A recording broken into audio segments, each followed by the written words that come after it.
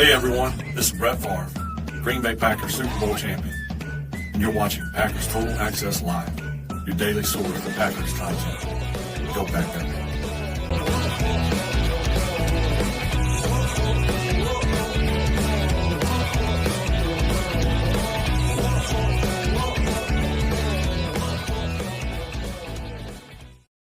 What's up, guys? Welcome into Good Morning Lambeau. My name is Clayton. You can check us out on Packernet.com. Find me on Twitter at Packers_access. You can email us, PackersTotalAccess@gmail.com. Text us 865-658-5824. Join alongside Tim in Green Bay.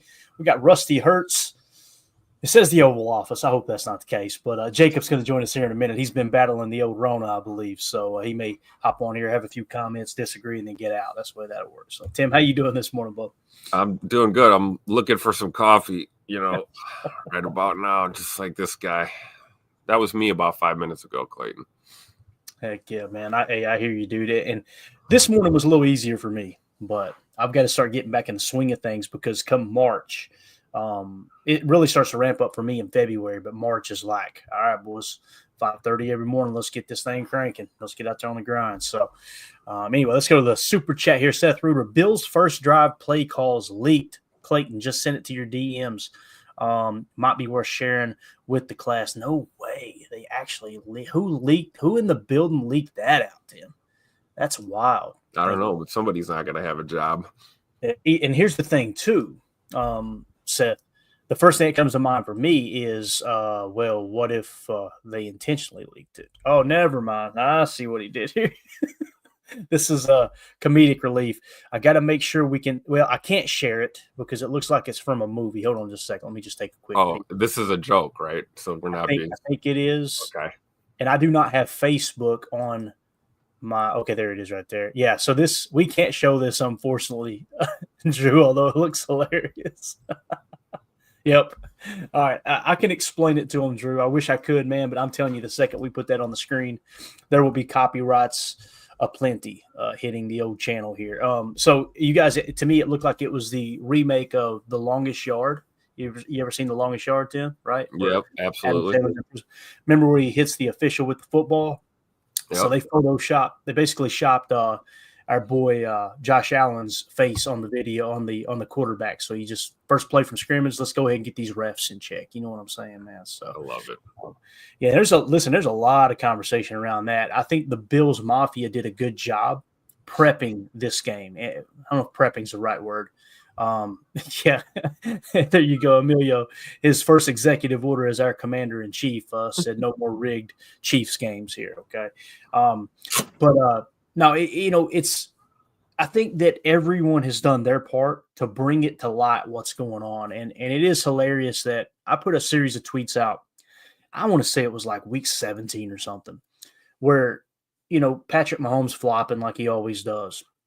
And I could not believe the amount of Chiefs fans that said he never flops. There wasn't one flop on that highlight reel. And then this very last game, Tom Brady calls it out on the national broadcast, if I remember correctly.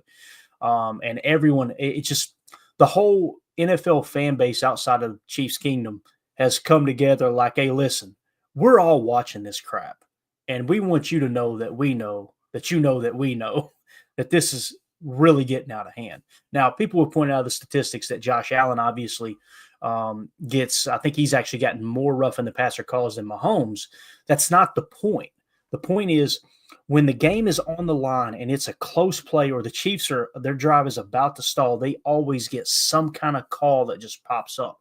And I'm not even saying they're not actually penalties. It's amazing how it doesn't get called until the Chiefs need a play and then bang, it hits. So hopefully today, the entire NFL fan bases outside of obviously the Chiefs have done their part to bring that to the forefront. And that's why I tweet a lot about officiating. Because I want it to go viral. I want people on Twitter to see and know, oh, crap, I want the league to look up and go, well, listen, boys, the Packer fans are on this bad. This does look bad. There's a series of calls. If you just go, you got to win the game, you got to beat the officials, then you have no right to complain when you get a bad call because you're just allowing it to happen. That's the way I see it. I know that's how the coaches see it. And I personally feel like the fans are an extension of the team, the players, and the coaches. We got to do our part too. Maybe that's silly. That's cool. I would rather err on the side of caution. Hey, I'm doing what I can do to help my team rather than just sitting back complaining 3 weeks later and then say fire everybody in the building. Does that make sense, guys? Yeesh. All right, there you go. You heard it. You heard it from a fan right here. I think Tim's muted. I was muted. That's okay. My bad. You're good, man. I got some coffee though. I'll wake up in a few minutes. Don't worry. Since we're already talking about, here are the games on slate today. Obviously, the Final Four teams are going to be kicking off. Here is your start times. These are all Eastern times here, okay, gang? You got the Commanders at the Eagles. That's a 3 p.m. kickoff on Fox. So that will be Tom Brady and that crew calling that. Like I said, it'll kick off at 3 o'clock. Right now, it looks like the Eagles are 6-point favorites. I like the Commanders in this game. I really do, man. I don't know how you guys feel about it. What do you think about this? Yeah, I do. I think Washington's hot, right? They got the hot hand right now. It would be awesome to see. It would be awesome to see a Washington Buffalo Super Bowl. We'll just put it that way. Yeah, as you guys know, well, maybe you don't, but as much as I love football and I love it a lot, I turn off of the NFL almost entirely when the Packers season is done. I don't turn off of football. I still I'm so into the off season already with the the scouting and the draft and the pre agents, all that. But I honestly can't tell you many Super Bowl winners because I just don't care. I don't usually watch the Super Bowl, to be honest, if the Packers aren't in it, or at least the whole game. But that being said, Commanders and Bills would be an awesome Super Bowl. That would be one that I would be excited for, that I'd watch it wholeheartedly, like the whole game, because I'd be very interested in both organizations. I think it'd be massive for them. Yeah. On the counter side of that, I would rather watch paint dry than watch an Eagles Chiefs Super Bowl. And if we have to see that, and that would it'd be that another year where the supposed conspiracy theory of where they let the colors, that'd be it. It was red and green. Everybody thought it was going to be a Packers Chiefs one. Boy, we were wrong. Still worked out, huh? Yeah, as Josh Martin says here, I live in Buffalo. Bills fans are crying about the refs when they were losing to the Pats for 20 years. They brought that over to the Chiefs because they're 0-3 against them in the playoffs. Bills just can't catch a break, man. 2-0 for this says, moneymakers want the Eagles and the Chiefs, but every fan wants Washington and Buffalo. Outside of those two fan bases, I don't know one other single fan that says, yeah, man, I'd like to see the Chiefs back in the Super Bowl, or I'd like to see the Eagles back in the Super Bowl. To me, it's everybody is Washington, Buffalo. So we know who we're rooting for. Now, the Buffalo Bills at the Kansas City Chiefs will kick off 6:30 Eastern time on CBS. So that'll be Jim Nantz and Tony Romo. And the Chiefs are only 1.5-point favorites in that game. So keep in mind the Chiefs are 8-0 at home, right? They were 15-2 this year, and they were 8-0 at home. I don't think that's any coincidence there. Eagles are 8-1 at home, according to this as well. So it's going to be fun, man. We don't want to spend a whole lot of time on this because this is a Packers show, but yeah, Drew D says I won't watch it. There's countless comment after comment that says if it's Eagles Chief, I'm not watching. So I'm glad I'm not alone.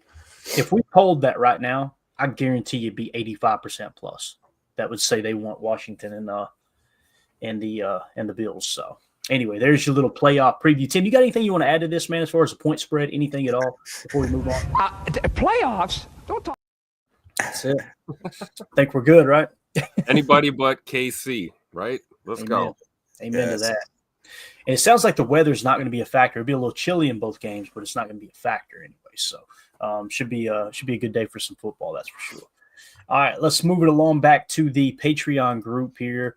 Real quick. And again, I apologize for having to end the show early last night, but I think we got most of that in, and then we're going to pick up where we left off here.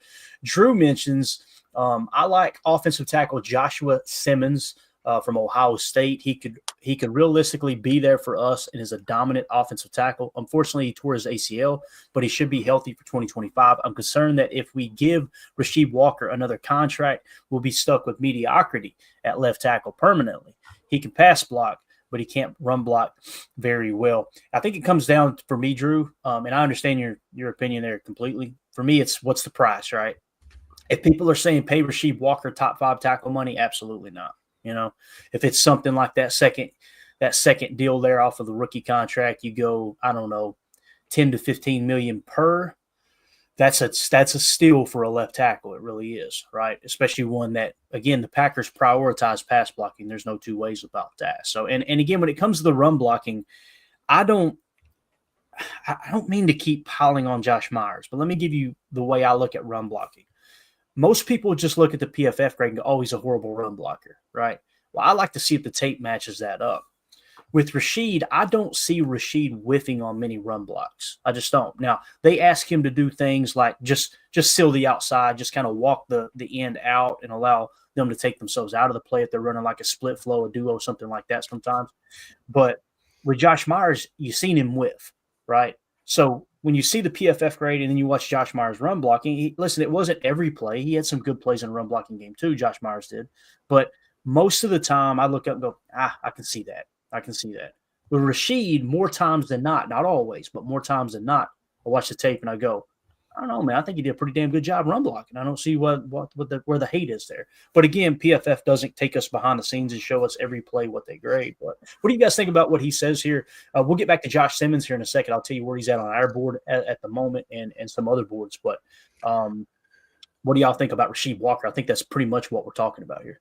I personally think that he hasn't gotten enough respect and enough admiration, just because, I mean, when we signed or drafted him, nobody even thought that he would be a blip on this team, let alone be an actual 2-year starter, a guy that's been pretty much injury hesitant or, been pretty reluctant to get in really major injuries. Statistics aren't necessarily as telling as to how well he's played. Same with the PFF grade, but what more can you ask from a 7th round, draft pick that nobody really slotted towards much success? I mean, he's protected Jordan Love's blindside pretty well, I would argue. And the run blocking has come along with Rasheed. We saw that last year. I think he made strides in that direction. I mean, like Clayton said, he hasn't been a liability when it comes to the run blocking, which is huge. And I think that comes with experience. So even if you draft a guy who's probably not the best run blocker, you can develop that within the first couple of years. That 3-year window we always talk about with rookies. You want to see a guy kind of rounding the corner by year 3. If not, you start scratching your head. And I think Rasheed Walker is a guy that, like Jacob said, I don't think he's gotten enough respect. I think he's worked on his game and he's improved every year. And I'm with you, Jacob. I never thought we'd have a reliable starter with a 7th round pick like that, and I think he's turned out pretty good. And I think what we're seeing is, go ahead, Jacob. Do you have something else, man? Well, I was just going to pile on top of that too. Is if you take a step back and we look at that draft class and what it did for our offensive line, correct me if I'm wrong, but wasn't that Tom, Walker, and Ryan all from that same draft class? And Tim just mentioned that 3-year window. We see what that means to certain players, especially Tom came in and you could tell right away the guy was a stud. Walker, it took him till about year 2 before people really started having any kind of confidence. And then you got Ryan, who just barely this year started making people go, oh, okay. Oh, we got a little something here. So I personally, and then obviously it was last year that we just didn't go to offensive line minus Morgan, right? After we did that big splash, so maybe this year we go back to that where Goody shakes that tree 2 or 3 times. And, I'm just interested to see where the dominoes fall, because there is that big, with Myers and Elton, who's going to be at center, which right guard are we doing? Are we going to extend any of these rookies? It is kind of a lot of questions on that offensive line, when I think going into the year, we thought maybe that was a group that was pretty shored up, but now it's a lot more up in the air. Yeah, definitely. And, I think that really what it comes down to is where they're drafted really steers this conversation, how heated it may or may not get. Right. Yeah. Like you said, Zach Tom been a stud since day 1, 4th round pick, I believe. So it's like, oh, he's gold. He can do nothing wrong with the fan base. Right. Rasheed Walker sits for a year, then comes out and wins the starting job at left tackle. One spot, has to pretty much retire because of the injury. And it's like, no one's going to complain about a 7th round pick starting that many games. Right now, if Rasheed Walker was a 1st round pick, I guarantee you there'd be a lot more heat on Rasheed Walker, right? Because it'd be like, he needs to be dominant if he's going to be – it's kind of like the old LVN talk, right? Be as much heat as the other Walker on this team has been getting. Exactly right, Tim. That's the perfect example right there. If Quay was a 7th round pick, we'd go, man, Quay was a stud for a 7th round pick. Yep. But he's a 1st round pick, and we're going – it's just like A.J. Hawk back in the day, right? A.J. Hawk, team captain for all those years, Super Bowl winning linebacker, won a national championship, right? Like he hit pretty much everything other than defensive player of the year. he accomplished in his career. And there's still people that are like, he's the biggest bust in Packers history. But if he had been a 7th-round pick, oh my God, he couldn't have done anything wrong, right? So, again, with Josh Simmons, though, Drew, to answer your question here, we currently, and again, our board is changing every day, we currently have him settled in at the 37 spot. The consensus big board had him at 19. The PFF big board had him at 11. So I could see him, like you said, man, I think you hit the nail on the head, Drew. He's right there. He's realistic for us, for sure. Again, offensive tackle from Ohio State. And listen, here's the thing, too. Whether we think Rasheed Walker's back on the team or not, you can use that dude. You can use a Josh Simmons. There's no doubt about it, right? And I know there's going to be people that get upset about that. They absolutely hated the Jordan Morgan pick because the dude got hurt. Cracks me up. But, there's a little bit of precedent there for taking a tackle or a left tackle even in Jordan Morgan and moving him to guard. So you're going to have to fill in a little bit of that offensive line. I think they've got room for 3 offensive linemen to be added to this roster. When I say added to the roster, I don't mean 3 that could potentially make the 53. I mean 3 that's going to make the 53. That's kind of the way I see that. So definitely room for Josh Simmons. I think that's a great prospect there, and he's right there in that wheelhouse. He's right around the spot where we had Jordan Morgan last year too, believe it or not. We had him at 35, and we ended up taking him at whatever it was, 20 in the 20s as well. So right there in that range, no doubt. Let's see. The next one here comes from Johnny in the Patreon group. Appreciate you, Johnny. Says, is this Michael or Mikel? How would y'all say? I think it was Mikel, right? You never know.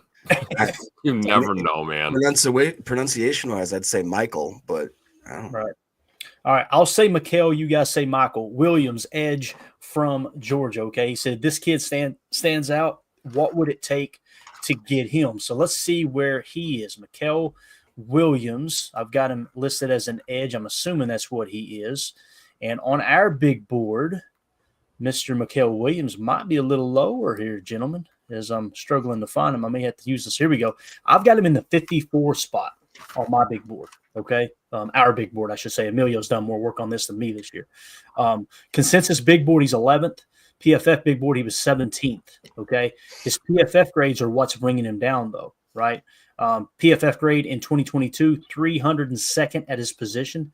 In 23, he was 105th at his position. And in 24, he dropped to 114th at his position. So we take into account the PFF grades somewhat as well. And there's going to be other qualifiers being added in as well, plus bonuses with RAS, things like that. But as it sits right now, I've got Mikel Williams in the 54 spot. So when Johnny asked this question, what would it take to get him? If he's there when we pick in the second round, he might just be there for the taking, right?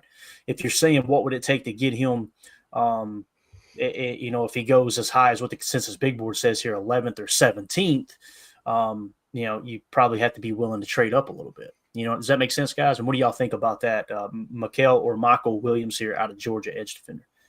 I wouldn't trade up to get him. No. But I think you're right. You may have to if you're that serious. Put it this way, I'm not opposed to Williams personally. I just don't know if I would trade up to go edge in the first round. I feel like we could probably address some other needs with that pick in the first round, or trade that pick back like Clayton has mentioned a few times, and load up in the second or third round. So I don't know. I definitely wouldn't trade up to get an edge. I don't know. What do you think, Jacob? I wouldn't trade up to get that edge. I agree. It's not nothing personal. It's not that I don't like the guy.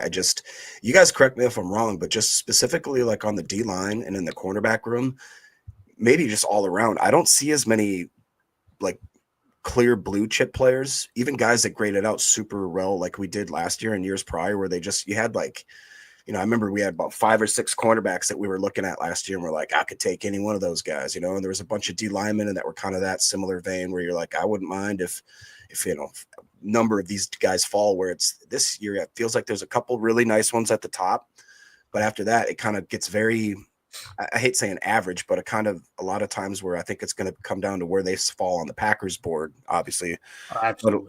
But not as far as what the PFF grade or whatever this article says about them.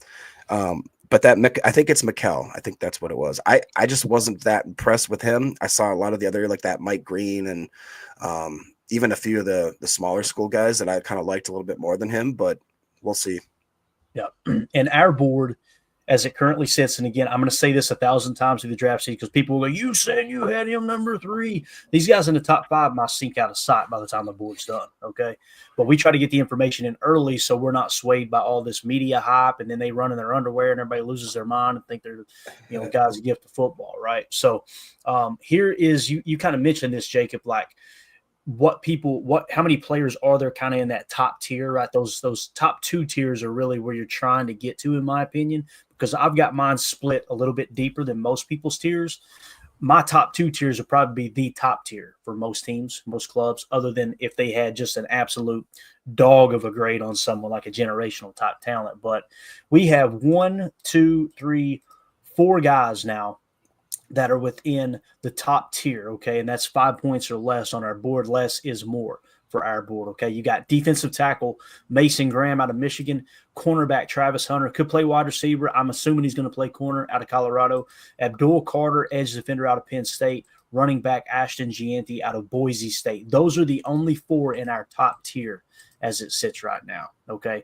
And then after that, in the next tier, there's only 2 guys, and that's Cam Ward, quarterback out of Miami, and then we have Tyler Warren, tight end out of Penn State, and then it drops down to the next tier. So to answer your question, or to kind of piggyback off your comment there, Jacob, what I see here is 7 players that I consider like they're dogs. These guys are probably dogs. And you really got 5 that are, or 4, I'm sorry, not 7. You've got 6 that are dogs, and you got 4 that are like, okay, yeah, these dudes, they're the best in the draft as it sits right now. Again, that could change, but hopefully that kind of makes sense with what you guys were saying there. I think it does. I'm looking at if we go to the next tier down and we look at the edge group, there's 3 names that I think we probably like over Williams, like Jacob was saying, Mike Green, and Jack Sawyer, James Pierce. If you're talking edge, and honestly, if we're gonna go up, I'd rather go after one of them trench monsters there, Walter Nolan or the kid from Michigan. You know? Yeah. And, some people are lower on Walter Nolan than I am. I've got him in the 7 or the 16 spot right now. But, like Consensus Big Board had him 27, PFF Big Board had him 33. But Daniel Jeremiah actually had him as the 2nd defensive lineman taken in his latest mock draft. If we get time, we'll get to that. So just something to keep an eye on there for sure. Let's go to the chat. Go ahead, man. Sorry. I was just wondering, I haven't seen your board with when it's color coded. Like, can you scroll down just a little bit? I just want to see how yours compares to what I've been looking at. Yeah, man. I heard, there, man. Okay. Is there anybody you're looking for in particular? Well, I was listening. I really like Trey Harris. I know Tim is big on him and Jaden Higgins as well. I was just trying to see. There was an edge out of Louisville, Ashton. There he is. I don't know how to say that last name. Galotti, 47 on yours. That guy had me interested. Yeah, and same with Ivy above him. Those 2 were kind of guys that were a little outside of obviously where we're picking, but it made sense to me that Packers may try to, swipe one of those guys up if they think that they're worth the draft pick. I don't know if that's too much of a stretch. Yeah, it's funny you mentioned Ashton Galotti, if that's how you say it, or Galote. I'm not sure how you would say it, but he's 86 on the Consensus Big Board, and we have him in the 47 spot. So I love looking at this number. I love how Emilio set this up too. Consensus Big Board compared to our grade, and we've got it sorted by our grade. So what you can do is just look here. Consensus Big Board had him at 86. We got him at 47, right?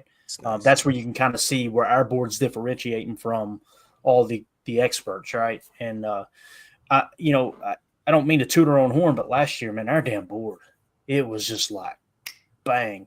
Every round you look up and go, maybe 1 or 2 players that didn't get taken. It's like this thing is falling in place perfect. So, again, the goal isn't to try to predict where they're going, to predict, how everything's going to unfold. The goal is to put as much information into the board as you can that's not just noise that's going to mix things up to where we think, okay, we're pretty damn close to here are the most valuable players in this order, right? And we're not going to hit on all of them, obviously. Let's go to the chat, man. The chat is absolutely lit up. Prince in here says, if Morgan is going to be a guard, then O-tackle is a need for us, especially if Glover has now been moved inside along with Monk and Donovan Jennings. And that's the thing, Prince, that I keep coming back to. People, when we did our mock draft, we got surprisingly, we got really good feedback. Tim, I don't know if you looked, it's got like 300,000 views on that mock draft. And there's negative in there. Don't get me wrong, but it's probably 75-25 positive to negative. And one of the big comments is cornerback. Where's the corner early? You got to take a corner early. You don't understand how the draft works if you think you've got to take something early. It's all about the best player available, and you try to line that up with your needs, or else you end up reaching in 2 or 3 rounds to get your needs before you should have kind of settled in and got it. And also, you got to take into consideration, when we looked at the market, we see more options at cornerback than we do 3-tech. So it's like you could probably get that need filled in free agency at corner. Jair may be back and nobody's saying we need a corner, right? That's the other thing. So, but with what he's saying here, what I tell people is like, yeah, you're probably, what is precedent? What does history tell us? History tells us the Packers love drafting tackles and converting them to guard. So that's why you've seen us, like this one guy was being a smartass last night on Twitter. And I said, yeah, in this scenario, we're kicking Elton or someone else. I said, Rob Domofsky reported last year the center of the future is already in the building, whether that's Jacob Monk or that's Elton Jenkins or that's Sean Ryan, whoever it may be, Jordan Morgan, who knows, right? Whoever that is, in this scenario, Elton's kicking the center. I said, now, I wanted to say some really bad words. I said, now, go back and look at the draft again, right? Like, you'll see we picked 2 guards late in the draft because there was more value there than tackle. So this whole idea that we could take tackle early or at any point and then convert them, I think Prince is spot on here, right? O-tackle is a need because you're going to need someone to play backup left tackle if Andre Dillard doesn't come back either, right? Andre Dillard graded out well. He just barely played at all. When I say graded out well, I mean obviously with PFF. So Turtle says LVN has been disappointing. Enigbare and even undrafted Cox has outperformed him. It depends on what you mean by outperformed here. If you're talking run stops, not the case, right? If you're talking pressure percentage, yes, Brenton Cox Jr. outperformed everyone in pressure percentage, right? Yeah. But not in run stops. And that's kind of been the knock on him, right? But I will say this, Jacob, we were talking about the other day, man. He played with so much more control this year. Like he was so much more effective in the running game than he has been in the past. He seems like he's starting to harness that a little bit. As far as LVN has been disappointing, he was 3rd on the team in pressures. It was literally Brenton Cox Jr., Rashawn Gary, and then LVN. So once again, we're right back to that original conversation of because LVN's a first-round pick, he's a disappointment, right? And I get it. I understand it. It makes sense. It really does. But I think LVN is poised to take that next step because I felt like he took that step last year. Now, if you're one of these people, and I'm not saying So Turtles is, if you're one of these people that just look at the PFF grade, you're going to be disappointed. Just like you're going to be disappointed in TJ Slayton, who, by the way, other people are noticing, holy cow, he tore it up this year with his opportunities. So that's why I want to write PFF a letter and go, hey, man, can you just give me a play-by-play breakdown? And just give me TJ Slayton's play-by-play breakdown. Give me a timestamp, this game, this time, this down and distance. Here was his grade on this play. So we can see if we actually agree or disagree, because it does kind of feel like somebody's using one hand with the keyboard and eating Cheetos with the other, just punching in random ass information. So anyway, super chat from Aaron Rodgers. Our Aaron Rodgers, not the Aaron Rodgers, said, morning, fellas. Thoughts on Trey Harris, Ole Miss? Just started watching his tape. Might be the next Metcalf top. Yeah, Trey Harris is a dog. You mentioned him, right? And I think, listen, Tim this year is all over the big body receiver. And I'll let you start here, and I want to get Jacob's take. I'll see if I can find him on the board real quick. Yeah, Trey Harris, Ole Miss. Yeah, number 3 on my list. I got Higgins, Jalen Royals out of Utah State, and Trey Harris on my little top 3 list here. And I think Aaron hit it on the head. Might be the next DK Metcalf type of receiver, which honestly, if, we've entertained the thought that the Packers might be able to get their hands on DK Metcalf at some point here this offseason. But if not, I think there's a couple of those guys in the draft, and I definitely think that Trey Harris out of Ole Miss is one of them. I haven't gotten to see a lot, not as much tape as I wanted to see on Harris. He's next on my list, but what I've seen so far, man, that dude is a monster. I don't know. What do you think, Jacob? Yeah, that's one that popped off the page as well. I haven't gotten to the point where I started watching much tape yet, but he's definitely one that I have written down. And it just kind of makes sense. There was another comment that talked about there was 3 different prospects. Yes, Prince actually said it here. I like the Ole Miss prospects early: Nolan, Amos, and Paul Jr. But I think that Trey Harris right there is also one that needs to be in that consideration. Mm-hmm. Definitely. And again, thank you for the super chat, Aaron. We appreciate you, buddy. Emilio joins us now. I can't believe he's awake. Look at How many times are you going to come to my press conference late? What's up, Emilio? How you doing? Matt, I'm probably coming in late every time. Is that vodka warm in that cup, sir?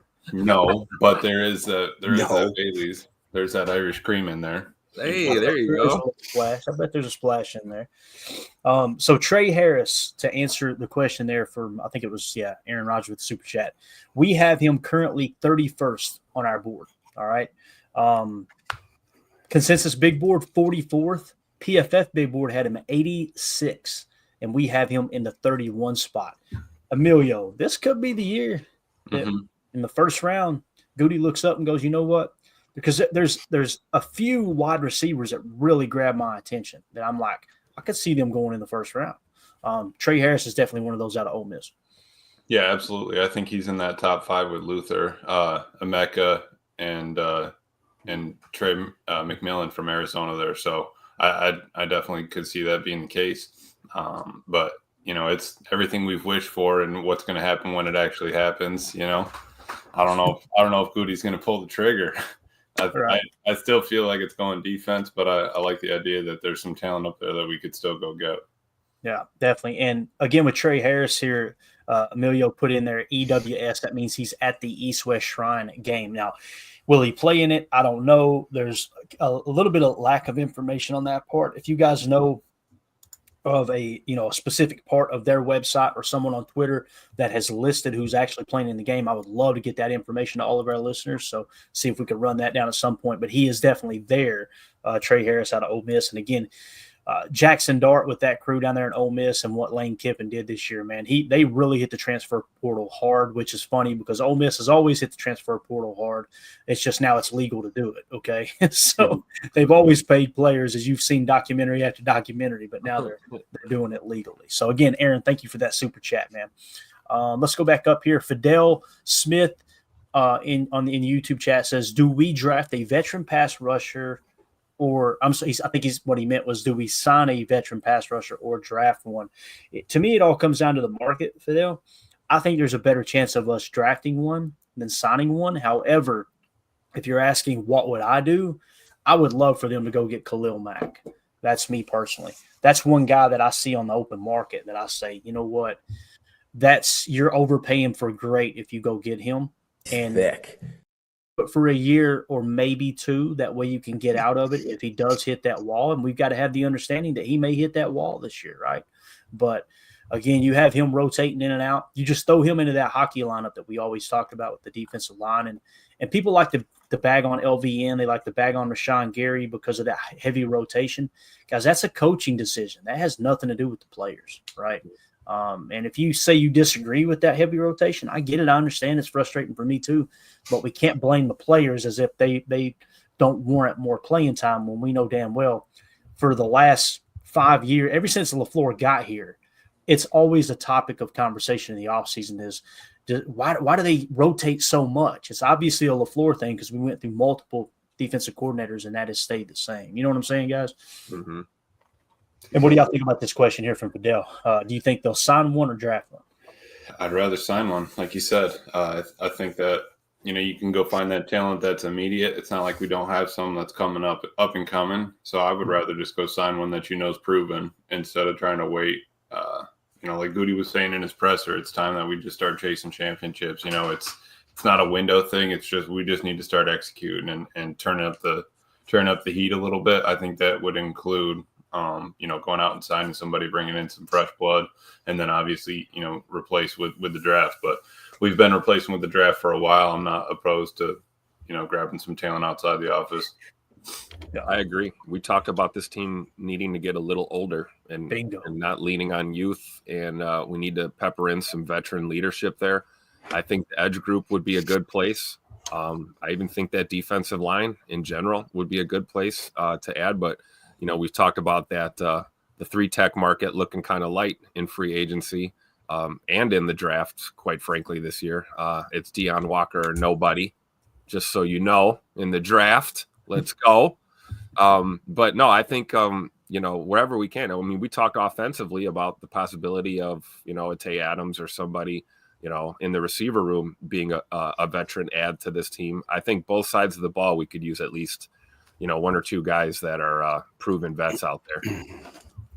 Yeah, just to round that out quick. I mean, if you look back at the Packers in the last 20, 30 years, when they add actual blue chip type defensive players, it seems like it's worked out pretty well. I mean, Preston Smith, Zadarius Smith, Julius Peppers, you can go back to Reggie White.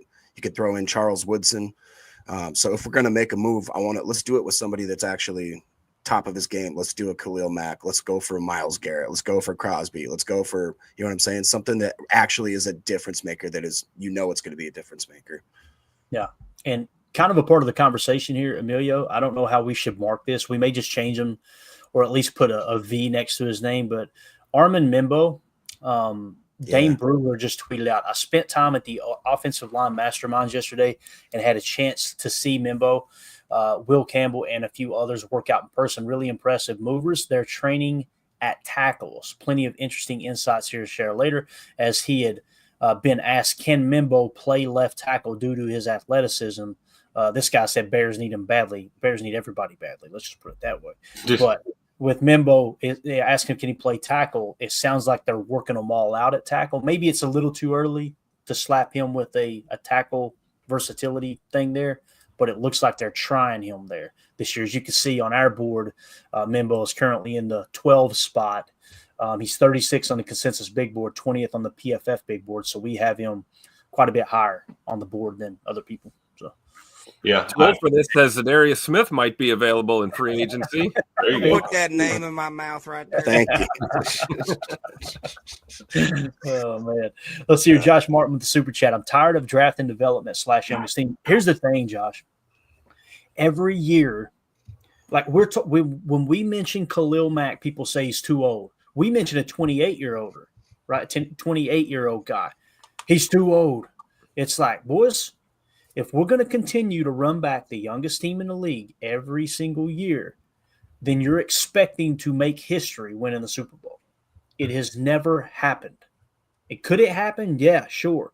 But at some point, we got to start going, we're making stupid mistakes. Emilio made me feel like I was in timeout all year long as much as he complained about the penalties. I felt like I was in trouble for making penalties.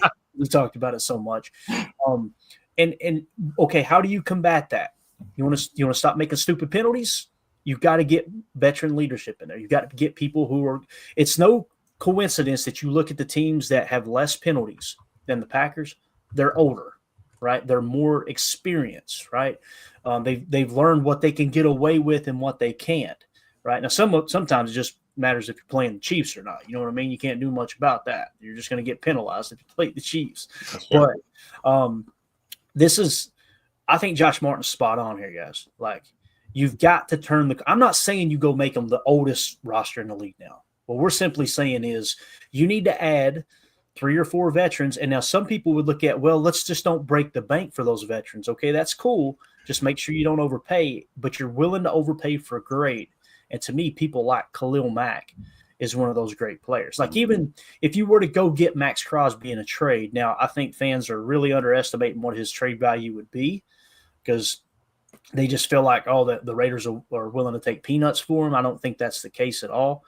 But we're also talking about getting rid of Jair. Guys, the reality is Jair is one of the oldest players on the team at 28. If you trade him, guess what? You just got even younger, right? So I don't know. You got to bring in some veteran leader. I don't know if that makes sense, but that's why Khalil Mack is the one that I keep coming back to. It just keeps popping up in my face every single time. And there's going to be a flurry of players that are going to get cut here pretty soon too, Jacob. So, keep that in mind, right? What do you think? I think a great summarization of what we kind of just were talking about. Fidel Smith says, draft and development is what got us here where we are today, but mixing in veteran talent with that young talent is what has won us Super Bowls in the past. And I think that's been a big – the last 2 years. If we haven't had any of that big, like 10, we need those big blue chippers coming in. We need those splash free agents. I mean, look what happened when we had obviously with Jacobs and X. I mean, that alone right there, almost completely without those two guys, I don't think we're sitting here talking about a successful season. You know what I mean? And we were maybe one more puzzle piece away, I would argue, probably in the offensive side of the ball to just make us a little bit different, separate us a little more. So it is, I think it's a good point, Josh. Yeah, completely agree. Anything else you guys want to add to that comment there before we move on? No, just need a little age. That's it. Nothing wrong. A little experience. Little seasoning. Nothing wrong. A little experience, right, Jacob? A little bit of that right there. Oh, I got a story for you. Never mind. We'll talk after. Jeez. Easy killer, easy. All right, we're gonna have to bring back the what was the name of that facility that we used to mention all the time in Green Bay? Oh, The Office? You talking about The Office? No, not the Oval Office. The other one. It's like Carrying Oaks or like Wandering. 80 acres. Oh, Shady Acres. Yeah, Oh. whatever it was. Yeah, Shady Oaks. Is that what it was? Yeah, no, yeah, Shady. They take a break in the wintertime, though. That's the problem. It's so cold. We don't get out very often. And It's different kind of old people over there as opposed to the Oval Office. You know what I'm saying? There's a whole different crew over there. But with that being said, after that free advertising clip, that's going to do it for hour one. We'll be seeing you on the other side here for hour two. Appreciate y'all on the podcast. All right, we're back for hour two. Let's keep this conversation rolling along here. Get ready to go. You got it, Coach. Johnny B says, could you do an in-depth of Cam Jackson from Florida? Cam Jackson. Anybody got anything on Cam Jackson as I look him up here? And I'm going to use this trusty little tool and Control F. attaboy. Emilio, you got to have something on him, right? You're the wizard this year so far, aren't you? No. I mean, Clay's pulling it up right now. Out of Florida, from what I remember, he had a good last year, but PFF doesn't have him on the board, so he's kind of working off just what consensus had him at. Kind of probably a late round guy. Someone Jacob's gonna pull out of the shed, say, hey, I like this dude. Exactly. So he's currently sitting 190 on the big board. When I say currently, guys, keep in mind that's when we put the information in, and we do that on purpose. We don't want the post shuffling effect to be incorporated in the board. We're doing the post shuffling effect, right? So if you get everybody doing the post shuffling effect, we all just end up with the same board at the very end, and you can just go to a website and get that. So on the consensus big board, he's 190 defensive lineman out of Florida, right? Cam Jackson. He's sitting in the 190 spot on the consensus big board. We do not have him on the PFF big board. PFF 24 grade, though, he was 88th of all defensive linemen. We've currently got him in the 176 spot, Johnny. So, at 176, a little bit higher than the consensus big board at 190. Someone to definitely keep an eye on. Now, he's lit up in green because that's that tier 1 of importance, right? He can play 3-tech. So what we've got for, if you see any name in green, that simply means they're a defensive tackle that can play 3-tech, an edge defender, an offensive tackle, or a quarterback. Okay, those are the 4 positions that we feel like are – I feel like, I don't want to put words in your all's mouth, but this is how my board's created every year. That's the most important. So green light means if you've got a cluster of players, right, that are in the top tier of talent, like if we were to go to the very top right now, matter of fact, let's just scroll all the way up here, show you what I'm talking about. Let's say you're picking number 1, and these players are available. Mason Graham, defensive tackle out of Michigan. Travis Hunter out of Colorado, cornerback. Abdul Carter, edge out of Penn State. And Ashton Gianti out of Boise State, right? They're all in the same tier, okay? So what I'd be looking at is, all right, who's in the green? Here you go. You've got Mason Graham and you got Abdul Carter. Those are the 2 guys I'd be picking from probably. Unless you've got just a crazy need at corner. We don't have a corner. Then you go, okay, probably going with that need in Hunter. If you don't have a need specified, even if you do have a need and you look up and you need a corner and an edge, even though, let's say Travis Hunter is slightly above Abdul Carter, even though they've got the same grade, I'd probably go with Abdul Carter because that's a position that's more important in my opinion. Does that make sense? Yep. Yeah. Cam Jackson, just real quick, 6'6", 340. He was a 4-star recruit. Strengths, initial quick first step, agile, versatile, high motor. Concerns, lack of production, lack of true position, and holding at the line of scrimmage against double teams. So it sounds like he's a tweener, right? Could be a 3-tech, could be an edge, maybe, is what they're saying. Yeah, that makes sense. Sounds like we need a Deion Walker from Kentucky. Emilio, he is not stop talking about Deion Walker, dude. I love it. I hope it happens. I really do. And I'm noticing he's starting to creep back up boards again. You know, he dropped quite a bit. You guys remember what I said? Like Kentucky's defense was there was something going on there this year for was it Marison or Harrison, I think is his name, dropped significantly. You had Deion Walker drop significantly. There's a linebacker or two that dropped significantly. And obviously that team was hot garbage this year. I didn't even make the trip to Lexington this year, boys. I said, you know what? We'll just watch this dumpster fire from a distance on TV this year. So, and some people think Coach Stoops is on the hot seat. We'll see. But he had a rough year as well where I think he had lost his mother, I believe. So it's like, don't want to fire a guy in the midst of all that. Hey, maybe just a bad year. Let's reset next year, right? But Josh Martin says, would you trade 25 first and 26 first and Jair to trade up into the top 5 to draft Travis Hunter? No. That's an interesting take there, gentlemen. I'm gonna have to pass on that. I do love Travis though, but I think I'm gonna pass on that. Yeah. So you're saying you would, and Josh isn't saying he would do that. I don't think he's asking, right? I don't want to put them words in that mouth right there, right? Yeah. Would you trade? So let's go around. Is there anyone that says they would do that? No. Negative. And the reason it's a no for me, dog, is because corner I feel like is not that important. It's important. Don't get me wrong. If it was like a generational talent edge defender, a generational talent Aaron Donald, I can see the argument there. Because, again, you're willing to overpay even with draft compensation for great, not overpay for good, right? But for a cornerback, I can't get on board with it, right? Emilio, did you change something in the board to make it switch to corner? Oh, yeah, sorry. I was just putting in the colors for you. You can go right. You can just start moving around. It's all good, dude. It's all good. I just want to make sure I didn't do something wrong. I might have hit something. Emilio is never not updating the board. Even when he's asleep in the race car bed, he's still working on the board. Yeah, his lady's gonna kick him out of the house if he ain't careful. I've been warning him, like, buddy. Oh yeah, don't spend too much time walking the line. Be up here sleeping on my couch. I know how this works. All right, we'll go ahead and sort it. You keep saying, why do I keep hearing you say Travis Hunter in your sleep? Who's Travis Hunter? I want to know where she lives. No, he's still saying he's saying Travis Glover. Travis Glover. Yeah.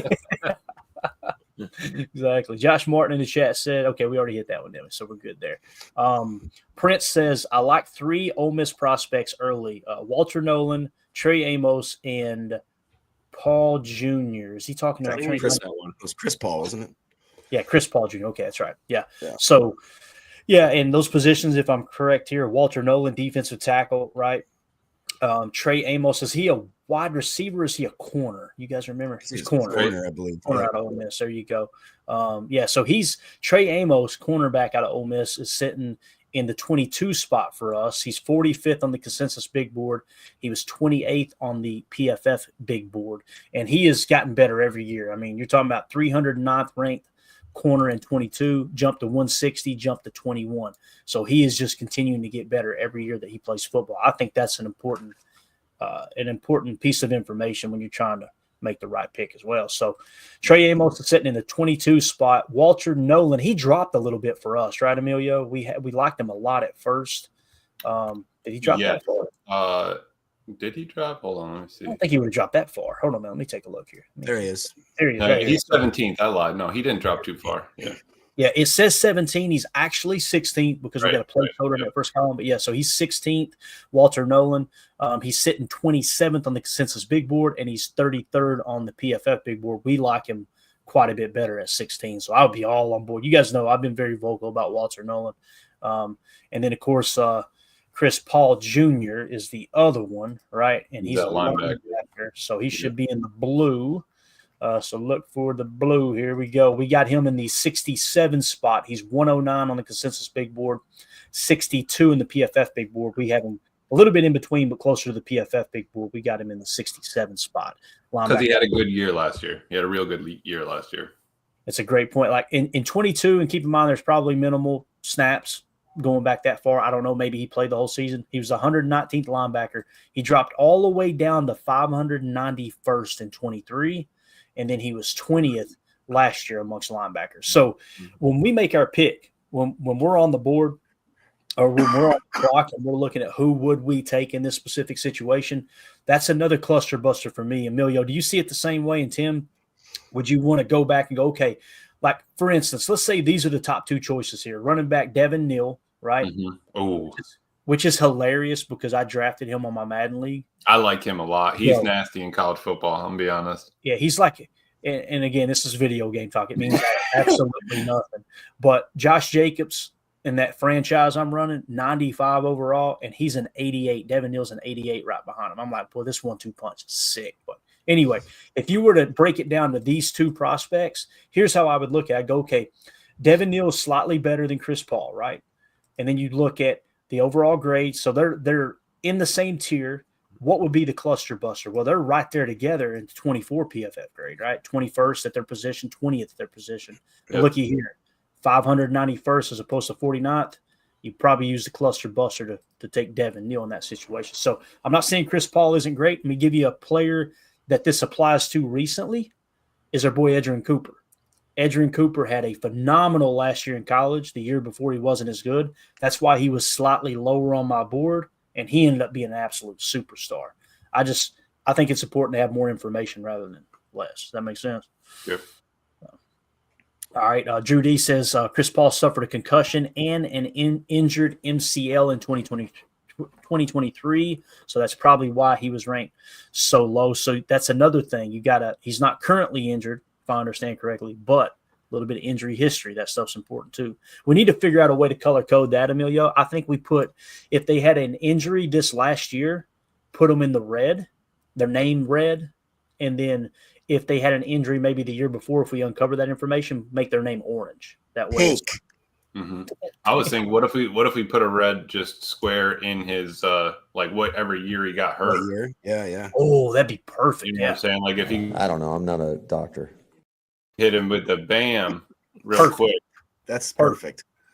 That is beautiful. See, this is what I'm talking about, guys. Because then you still got your designation by position. Man, Emilio, I don't care what everybody says about you. You're I don't care what the Borders are says about you. Yeah, right. You are phenomenal, sir.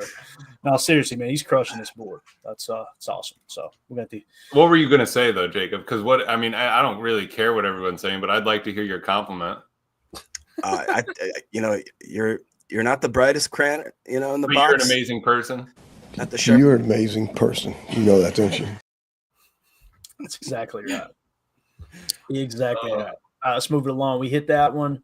Fidel in the chat says, thank you guys for giving great Packers coverage when really there's not much Packers news going on. Thanks, guys. Appreciate you, Fidel. Thanks for hanging out with us, man. This time of the year, what's funny about our channel, many podcasters just kind of drift off into the sunset, and then when the Packers come back next training camp or around the draft, they pop back up with content. We try to go live every day, even through the slow time, and, man, our numbers just jump. So if you're watching this and you want to keep up with the Packers this offseason, hit that sub. Feel free to hit like. We appreciate it. Share it, please. Yeah, share it with even if they're not your friend, share it with them anyway, okay? That's the way that works. So J. Cole says, I think we need a corner either way. Don't know if Ja is going to stay healthy. It's a great point, Jay. Here's the thing. We've got corner. I think we need 3. I think we need to add 3 corners to this roster. That's me personally. Now, if Ja comes back, I feel comfortable saying 2, right? And again, doesn't mean he's going to play. But if Ja leaves, if they trade Ja or cut Ja or whatever it is, post June 1 cut, whatever it might be, I think you at least need 3 corners. That's me personally. So 1 being starting caliber and 2 backups. Now, listen, that doesn't mean you go, no, we got our starter. Let's go get a sucky player. That doesn't mean that. It's just simply saying you need to take enough swings to try to find a starting caliber player. And that's why we've mentioned our free agent list here. And again, on our free agent list, my free agent list, I should say, Carlton Davis out of Detroit had a 74.5 PFF grade last year, 28 years old. Byron Murphy, 73.4. He's 27 years old out of Minnesota. And then DJ Reed from the Jets, 28 years old, 70.7 for the right price. Those I would consider good players. They're not great. So you don't overpay for them.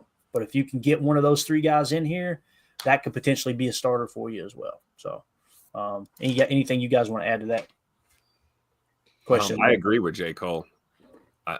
I've said that from the beginning. Whether Ja is in the fold or not, we still need depth at corner. And I honestly think we can do both. I think, if we can get somebody in free agency, that'd be great. And I think there's enough cornerback talent in this draft that we could probably draft a guy as well. You know, so I'm Um, with you, Clay. I think it needs to be 3, right? Yep. And on our short list of corners in the draft, in my opinion, Jahdae Barron out of Texas, Trey Amos out of Ole Miss, Siobhan Ravel out of ECU, Zy Alexander out of LSU, O'Donnell Fortune out of South Carolina, Mac McWilliams out of UCF. He's a slot corner. Keep that in mind. Jahdae Brown is a slot as well, or can play slot. Jalen Smith out of USC is another one to keep an eye on. Kobe Bryant out of Kansas, like him a lot. Jabbar Mohammed out of Oregon is another corner to keep an eye on there. So we got several different corners we got our eye on, and we're going. My goal is to create a list of. I think I'm going to do top 25 or top 50 prospects from the positions of need that I think we have as a team, and I'm going to have that as like my mega cheat sheet when we're in Green Bay doing our live drafts. So that's going to be kind of the plan there. Anything else you guys want to add to that? Nothing. We're good. J. Cole, I hope a lot of these prospects participate in the combine. Let's go around the horn with that, guys. You guys know how I feel, and we can agree to disagree if you differ. How do y'all feel about the combine? Do you feel like it's overrated? Do you think it's huge? Like, what level of importance for the combine? Somewhere in between those two. Somewhere in the middle of that, right? I don't know if it's overrated, but I don't know if it's everything and the be all to end all, right? So, I mean, we all know Jacob is a fan of the combine. You know, anytime dudes are running around their underwear, Jacob's all about it. Agreed. I mean, I honestly like it. It reminds me, it's the same reason that I love like the quarterback challenge and that kind of stuff. I'm interested to see how much of a freak athlete these guys are in certain ways. I am starting to get a little bit tired of like the top 10 guys just kind of walking away like they're too good but I understand too that it's kind of a chess game where it's like, you don't want to compromise millions of dollars from you falling just, a number of picks. So it's strategically, I understand why maybe their agents or while certain players don't do certain things at a combine to jeopardize any sort of standing that they have. But I like it. I'd like to see what we have on paper, but we have to remember that the combine is, once again, it's just a tool. It's not the end all be all. You have to use that in addition to things like a PFF grade or, certain stats. And then you look at what they do on the field and you put that all together and package it into the best possible pick you could make. I think it's true. I do. I mean, who was the dude that ran like a 4.28? So, I mean, there's some aspects to it. He ended up grading out second best, I think. Worthy? Corner. Isn't that Worthy? Yeah. So I think he was second best behind Coop. So, I mean, that's there's some merit to it, definitely, but not anything that we need to, lean the entire year on.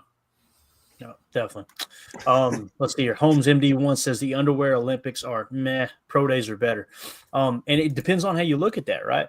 Like Holmes, because some people look at it like with the combine, and I can understand both sides of the argument. With the combine, you're taking them out of their comfort zone. Well, let me tell you something. When you get to the NFL, you're outside of your comfort zone. So when you take them and put everybody, I know what this is like firsthand. And let me explain what I mean. I had 2 college baseball tryouts, right? And one of them was at Tennessee Wesleyan College. And I remember getting that invite to go and try out for their baseball team. And I was so excited. I was fired up. Let me tell you something. The day of, it starts to set in. And when you pull up to that tryout and you see literally hundreds of other baseball players taller than you, faster than you, stronger than you, you're like, there's something that sets in and it's like a survival mechanism. It's like, oh crap. And for me, I get pissed off. That's, if I feel like somebody's threatening me, I don't go, oh no, what's going to happen? The anger just takes over me completely. And that tryout, I will never forget, because when I went out there, it was just like, oh, okay, I didn't know it was going to be all this. It really tests how you handle adverse situations.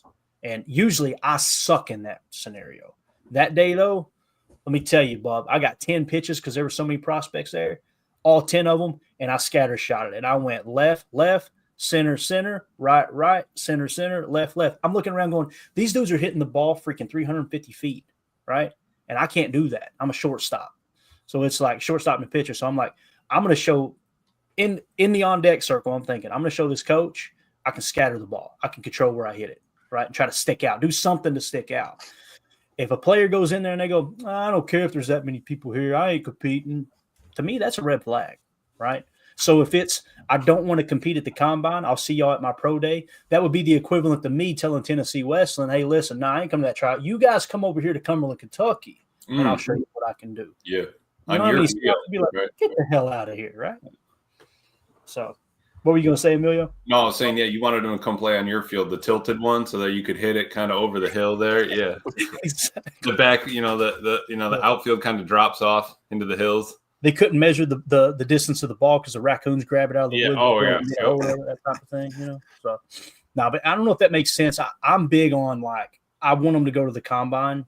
And if a player doesn't go to the combine, I'm not going to lie. It throws a little bit of a flag to me. Like, they're not wanting to compete. We saw Marvin Harrison Jr. last year, right? He didn't go to the combine. He knew he was going to go, top 3 picks.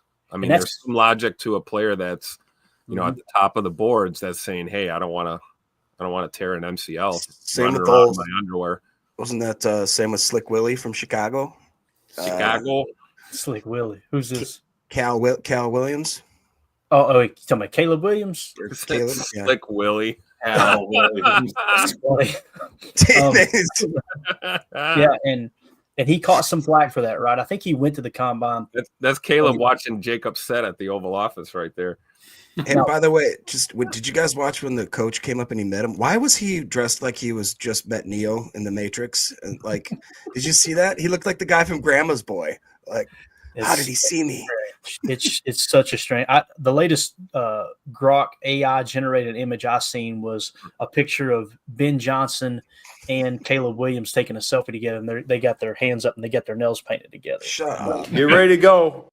So, I'm telling you, man, it was hilarious.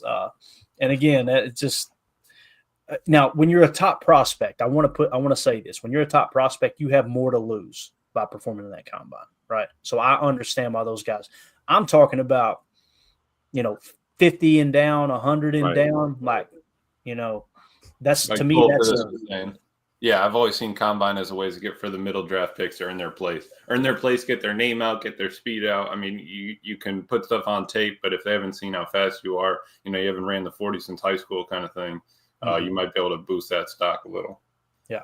But again, the combine itself, if I've got a player graded really, really high and he has just an absolutely horrible combine, I do not drop him on my board. No one on our board will get penalized for a bad combine. You only get a bonus. Okay.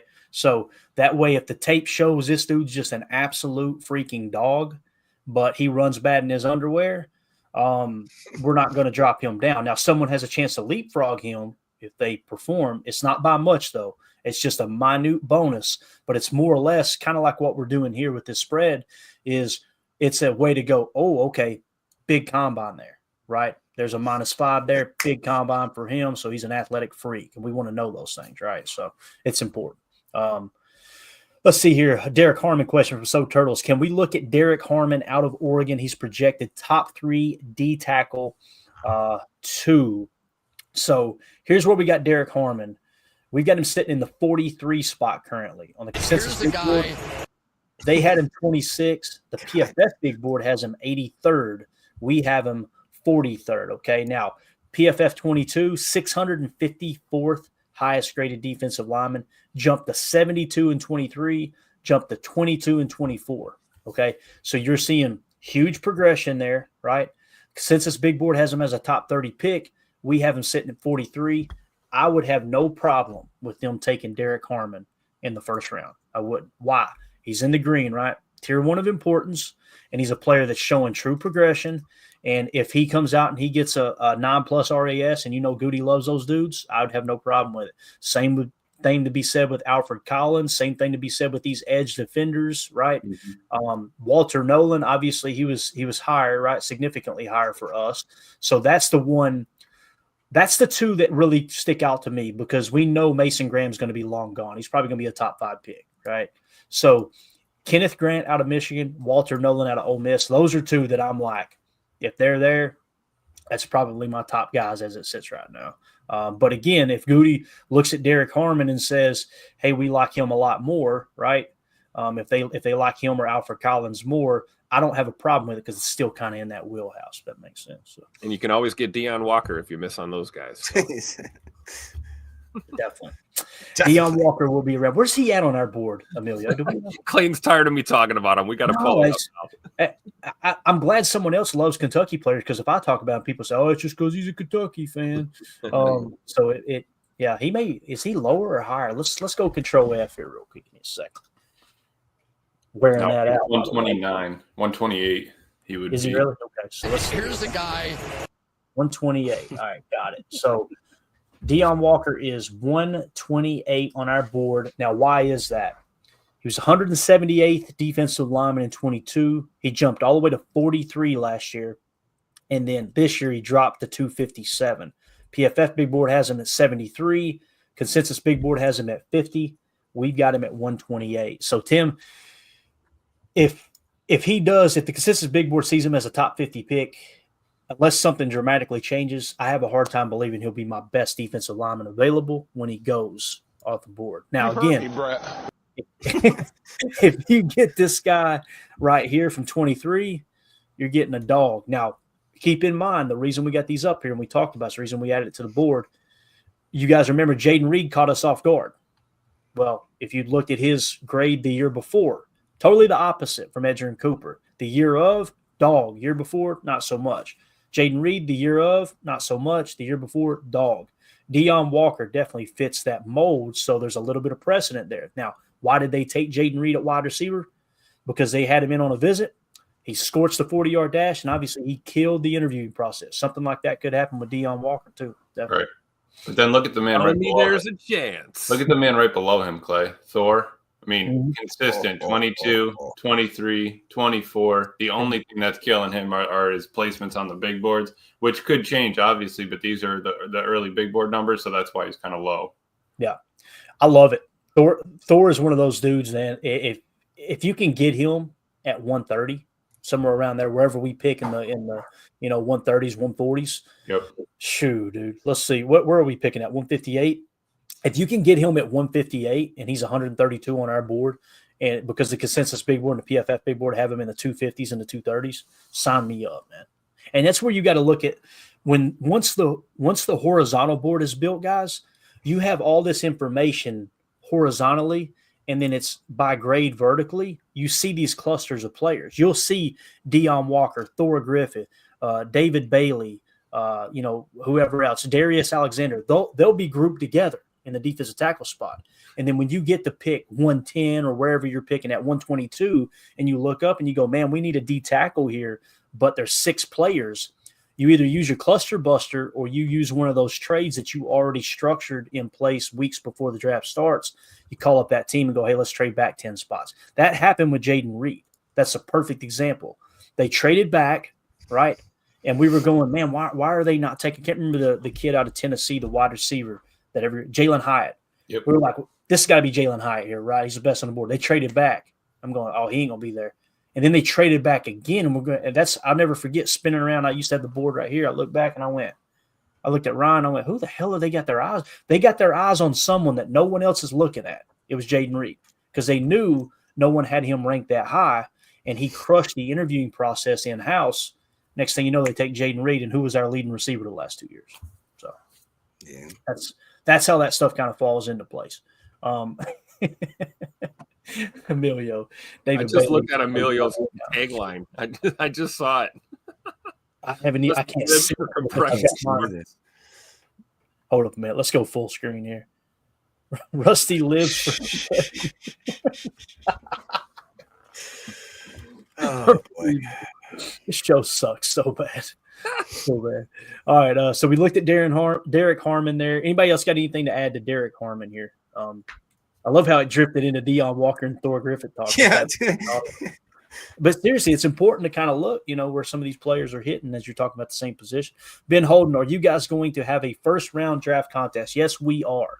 So much like our fantasy football league this year, but instead of there being a payout, through Yahoo, whoever does the fantasy thing, what we're going to do is we're going to have a contest of who can get – we got to have tiebreakers too. We got to be careful here, okay?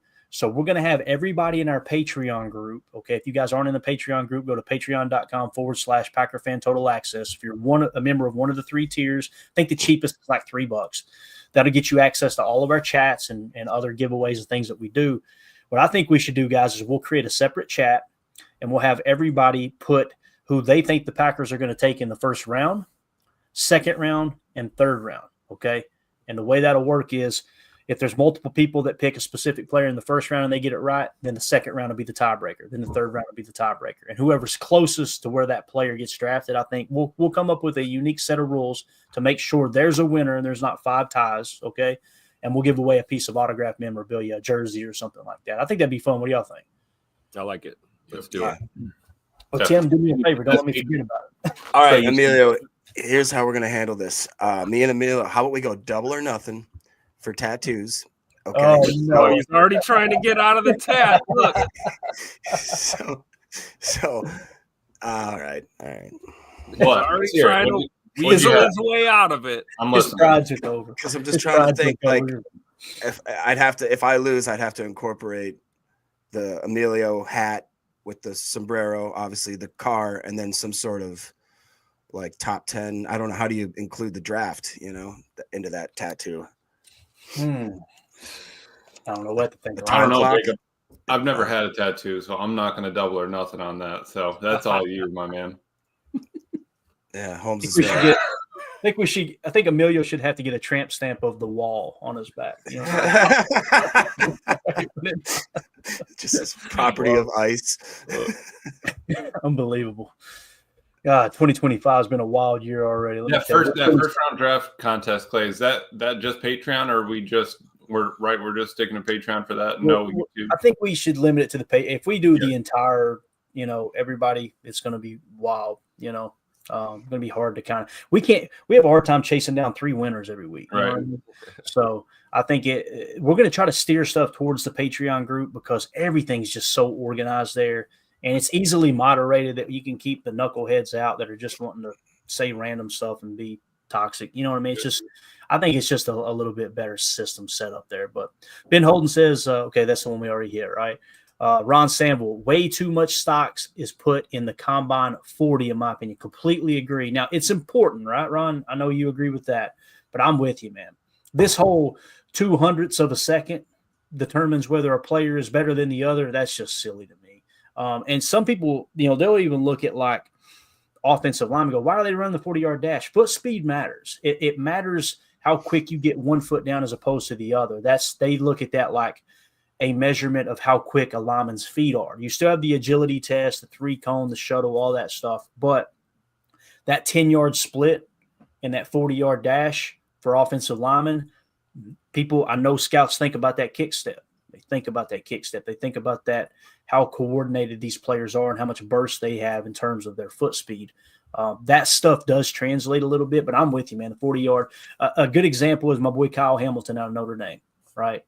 He ran that sideways 40, and everybody, oh, that's going to hurt him. And I'm going, well, somebody going to get a damn dog, and they did. Baltimore got a dog, right? Mm-hmm. Every single year, he's just been outstanding. They're playing safety for the Ravens. So I think there's a lot to that. What do you guys think about the 40-yard dash? Y'all big? I think it's exciting. I think it's fun. And again, there is something to be said as well about what we talked about. I use that tryout analogy. When you got, all right, everybody in the world's watching you right now. Can you perform? I think there's a little bit of something to that as well. Mental toughness type thing. You know what I mean? That's it. Sure.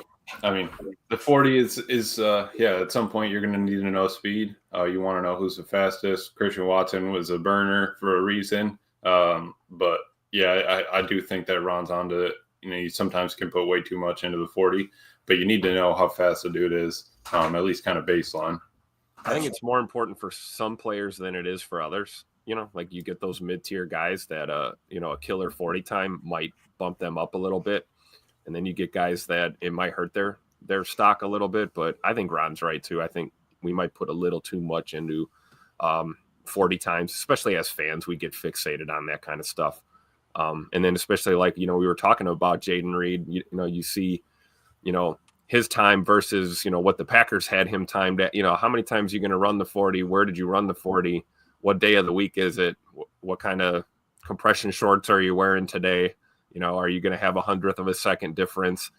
I think we can get caught in the weeds there with a lot of the specifics on the 40 times. But, you know, it's like Emilio said, you got to find out if your guy's got, you know, afterburner speed or not. And it's a good metric for that. Yeah, completely agree.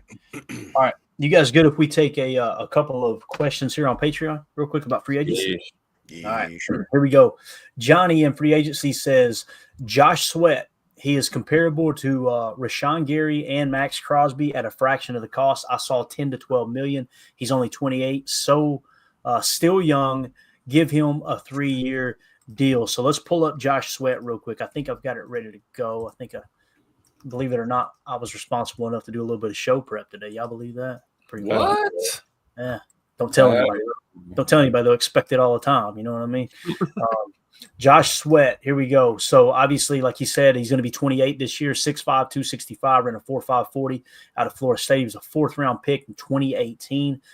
Been with the Eagles, obviously. Let's go year by year here. Let's start his rookie year, 65.9, 63.7, 70.2, 76.1, 86.6 in 2022. So that's where he peaked, 68.3. And then this year, a 75.7. That's a pretty solid grade. Would you guys consider Josh Sweat good or great? I'd go definitely good. I agree. Yeah, I would have to say good as well. You know, you've seen a peak, then you've seen him drop, kind of come back to it. But is it just because Philly's good this year? You know, did he do bad when they were bad type thing? So yeah, and Some would say he's great. I wouldn't say that. I would say he's good. I'd say I'm not he's gonna good. say he's great, but he's good.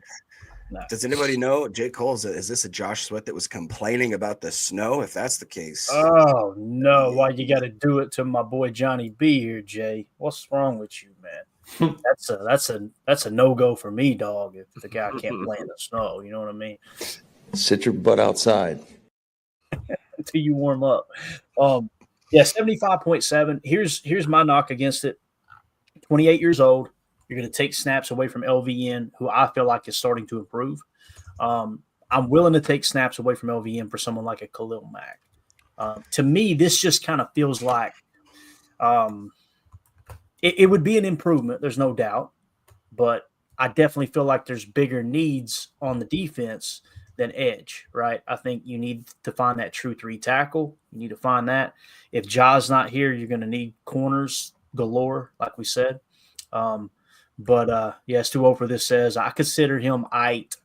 I think he meant all right. He's aight. So, yeah, for me it would be and he gave a number, and that's why I love the comment he made here. Johnny made. It wasn't Johnny B. It just said Johnny. He said I saw 10 to 12 million. Give him a 3-year deal. So if you're saying 3 years at 10 to 12 million, I would say no. That's just me personally. Let's go around the horn with that. Emilio, would you say yes or no to that? that's a no for me, dog. All right. Jacob, Tim? No. Okay. Gotcha. All right. So appreciate it, Johnny. I like the idea though. I like that you're doing a little digging. Absolutely, yeah. And he's a player too that here's the thing. If the market's oversaturated and that number comes down to 7-8 million, I might be like, hey, all right, let's add a little depth here, right? Yep. So things could change in that regard. I don't think it's a bad idea. I just if you made me answer one way or another, I'm saying no. All right, next is Greg S. in the Patreon group says Darius Slay said he will definitely only be playing one more year, but it won't be with the Eagles. He's still under contract with the Eagles for next year. So that's a player that they'd either have to cut him for cap, as a cap casualty, or you'd have to trade for. Let me grab our boy. I know I got him in here somewhere. Where's he at? Darius Slay. Let's pull Darius Slay's card up and see if we would be interested in old Darius Slay. Obviously, put that name in my mouth right there. He's had a pretty good career, right? Pretty decent, at least on the surface. It seems that way. This year, not bad, but definitely not his best year. So he's going to be, is he 34? He's 34 years old. All right. We talked about you need to get older, boy. Let me tell you, this man will do it for you. Okay. PFF grades starting his rookie year, 50, 70, 78, 81, 80. That was when he was in Detroit. 75, 56, 62, 81, 73, 68, 67. So it kind of feels like His best football is behind him, obviously. You probably expect somewhere in the upper 60s to lower 70s top PFF grade. Does he fix the problem for us? He, grade wise, he's in that range that we were talking about. Some of these guys I like in free agency, which was, let me see, the guy from Minnesota, Byron Murphy from Minnesota, 73.4, Carlton Davis from Detroit, and DJ Reed from the Jets. I just think these guys, you don't have to trade anything, right? And they're 27, 28 years old. You got a better chance of hitting in the 80s on a score with these guys as you would like a Darius Slay. What do y'all think about Darius Slay? Go around the horn with that and we'll wrap up. Hard pass. Yeah. No, I mean, not for me. At that point, you're probably trading Ja to them for Slay. I mean, something crazy like that. So I would just restructure Ja and move forward. No. Yeah. No. Hard no. No way, Slay. All right. We got one last comment here. Everybody's pretty much know to Darius Slay, right? I mean, y'all are tough to deal with. It's like my age. Look at that bald emoji. Over here, right. Say his name one more time. Say it one more time. Exactly right. All right. So this final question here, somebody read it for me. I'm going to pull up the roster from that game. From Aaron Rodgers, I just saw and tagged you in a tweet, Clayton. Goot is at the Shrine Bowl looking at a wide receiver / cornerback one-on-one. Just something to look at. All right. So he said cornerback, wide receiver one-on-one. Is that right? Yep. All right. The wide receivers on the East-West Shrine roster are Trey Harris from Ole Miss, Caden Prather, wide receiver from Maryland, Ricky White from UNLV, Nick Nash has been getting talked about a lot here lately out of San Jose State, LeJonte Wester out of Colorado, Ja'Cory Brooks out of Louisville, Antoine Wells Jr. out of Mississippi, Ole Miss, and then 194 is Will Shepard out of Colorado. So if you're going just top 100, we were just talking about our boy Trey Harris, right? Maybe Goody's got his eyes on Trey Harris, see if he got that dog in him. Anybody else on this list that you think, hey, man, Goody, make sure you take a look at him? Or is it just Trey Harris? I mean, 46 all the way down to 114 is a big drop-off, right? Yeah. Ricky White. Yeah, I was just going to say Ricky White wouldn't be a bad look. And I think I like Ja'Cory Brooks too. I'm not positive, but I mean, you want to see kind of everybody. You want to see who's good, and we're probably looking at corners too at the same time. Yeah, exactly. So let's go to corners. Cornerback, you got two in the top 100, Siobhan Ravel Jr. out of East Carolina, and you got Zy Alexander out of LSU. You guys know I've drafted him a couple times in my mocks. Then you got outside of the top 100, Mello Dotson out of Kansas, his teammate Kobe Bryant out of Kansas. Keep mentioning it. Notice how there's a name or two that just continues to get mentioned every year, Like Kobe Bryant's one that keeps – I don't know if it's just because his name or what, but I've mocked him a couple times. People keep asking about him. It's a name that just keeps popping up. Just make a little mental note. Jamari Harris, cornerback out of Iowa in the 159 spot. Justin Wally, cornerback out of Minnesota in the 165 spot. Jabbar Muhammad out of Oregon at 166. So the two that stick out here to me, Siobhan Ravel Jr. at 25 out of East Carolina and Zy Alexander 90 out of LSU. What do you guys think about that? Who's Goody looking at over there, boys? I think all the above. Yeah, I would want to see. He probably wants to see it like I do. If that Siobhan guy can compete against higher caliber play, because they've got him ranked pretty high. Yeah, and I'm not saying he's as good as Quinyon Mitchell, but it's kind of the same story from last year, right? Small school, see how he can perform against these guys. So that's going to be interesting. It's going to be fun, man. We're going to be live for the East-West Shrine Bowl. As we're going to be going live normal for the show. That game will be going on, kicking off at about the same time on Thursday night. So we'll try to give you any information that comes across Twitter in real time as we do the show.